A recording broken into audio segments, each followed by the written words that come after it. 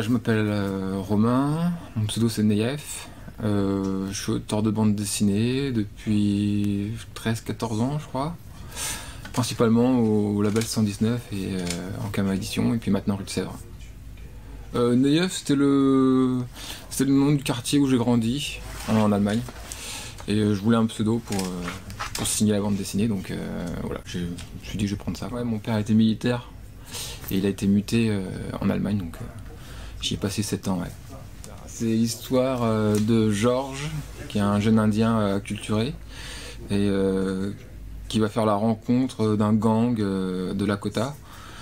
Et à travers, avec ce gang et à travers la vengeance du chef de ce gang, il va se réapproprier son histoire et sa culture. C'est un pays qui me fascinait quand j'étais petit, comme tous les gamins, je pense, qui ont grandi dans les années 80-90, et en grandissant, c'était un peu la désillusion.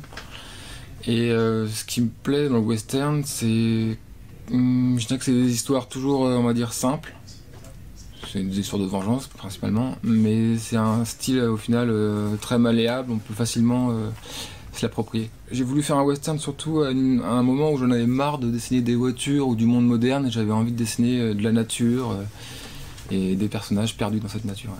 Donc c'est quelque chose que je voulais faire depuis longtemps, mais il y avait une espèce d'appréhension par rapport aux chevaux notamment. Dessiner des chevaux c'est très compliqué, puis je pensais pas avoir le niveau de dessin pour aborder ce thème-là aussi.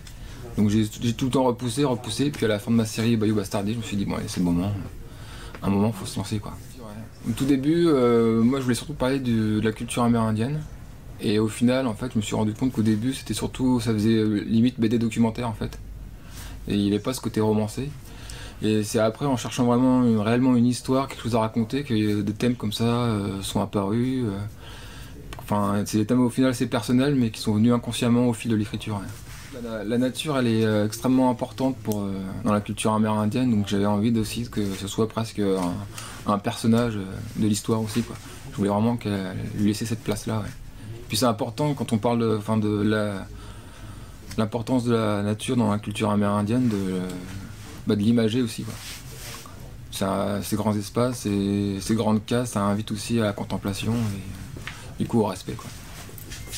Alors moi j'ai commencé avec le classique, les BD patrimoniales, Tintin, Lucky Luke, Astérix. Après adolescent, je suis passé au manga en découvrant Dragon Ball.